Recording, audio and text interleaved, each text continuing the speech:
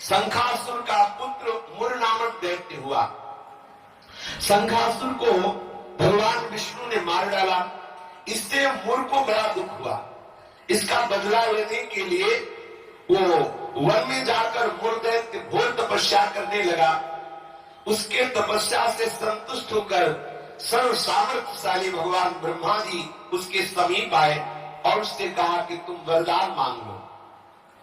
ये सुनकर मुर दैत्य बोला कि हे वरदाता नाथ, देवता, दैत्य, मुनि, मनुष्य, शिव, विष्णु और बड़े बड़े लोकपाल, दिक्पाल, जहां तक आपकी सृष्टि है, मुझे कोई समर में न जीत सके, ना कोई मार सके, ऐसा वरदान दीजिए। इतना उसने तप किया मुर दैत्य ने कि भगवान ब्रह्मा को विवश हो करके ऐसा ही हो तथास्तु, ऐसा ही हो कहना पड़ा।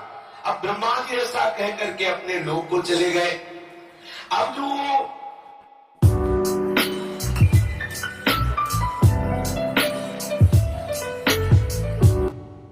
असुर है वो वर पाकर के बड़ा बलवान हो गया। जिस लोकपाल के पास जाता ललकार कर उसे परास्त कर देता, क्योंकि मर सकता नहीं।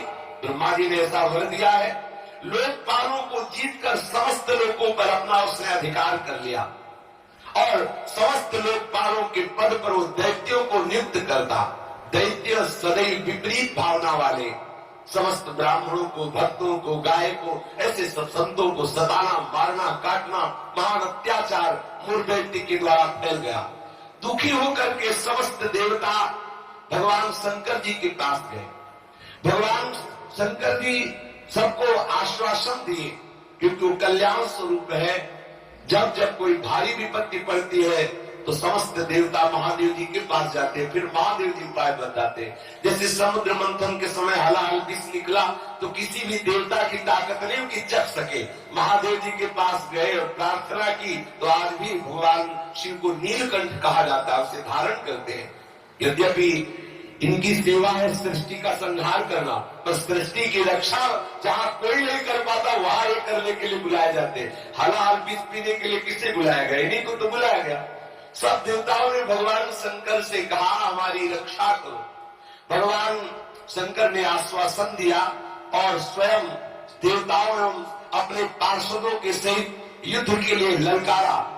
मुर दैत्य ने बहुत भयंकर युद्ध किया, लेकिन युद्ध में विजय मुर दैत्य की हुई, क्योंकि आशीर्वाद है भगवान ब्रह्मा जी का।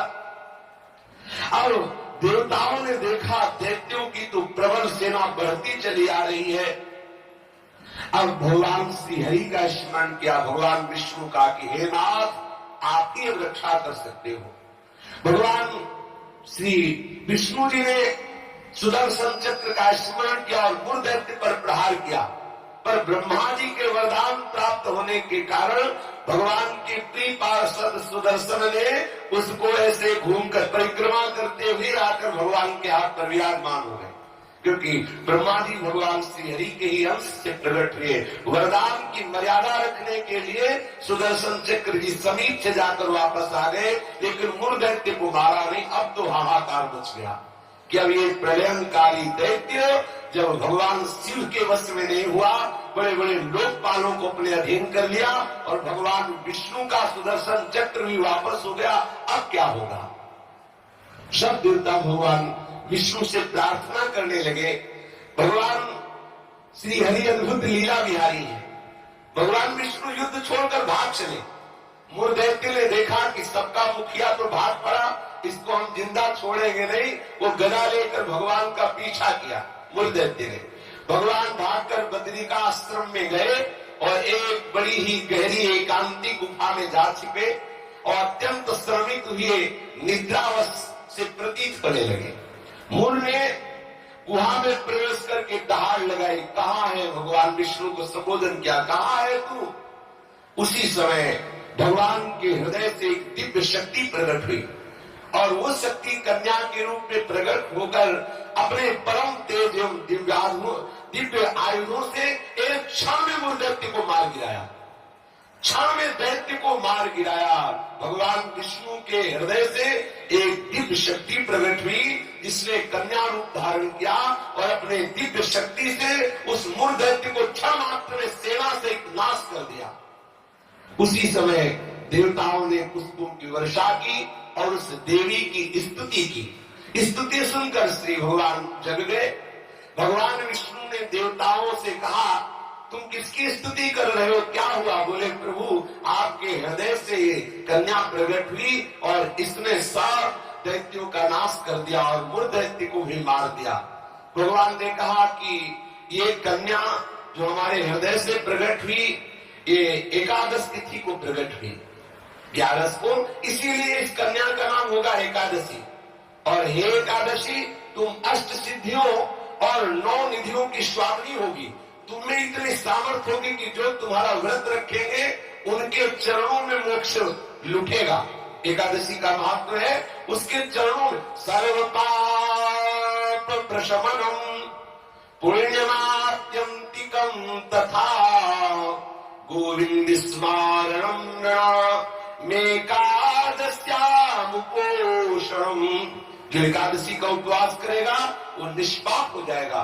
जो एकादशी का उपवास करेगा वो बड़ा पुण्यात्मा होगा। जो एकादशी का उपवास करेगा उसे गोविंद के चरणारविंद की भक्ति प्राप्त होगी। श्री भगवान विष्णु ने कहा, जो तुम्हारा व्रत करेगा वो चाहे स्त्री हो चाहे पुरुष हो, वो जो कामना करेगा उस कामना की पूर्ति हो जाएगी। यदि कोई कामना नहीं करेगा तो मेरी भक्ति प्राप्त हो जाएगी। एकादशी व्रत 3 दिनों के साथ होने वाला बताया। 10वीं से व्रत का उपक्रम शुरू होता है और द्वादशी को उस व्रत का उपक्रम पूर्ण होता है। 10वीं के दिन एकादशी के पहले आस्यम मांसम मसूरान्नम चरकान गोत्रमास्तथा साकम मधुपरान्नम च पुनर्भोजन मैथुने दशम्यां 10 वस्तूनि वर्जयेत् वैष्णवः सदा।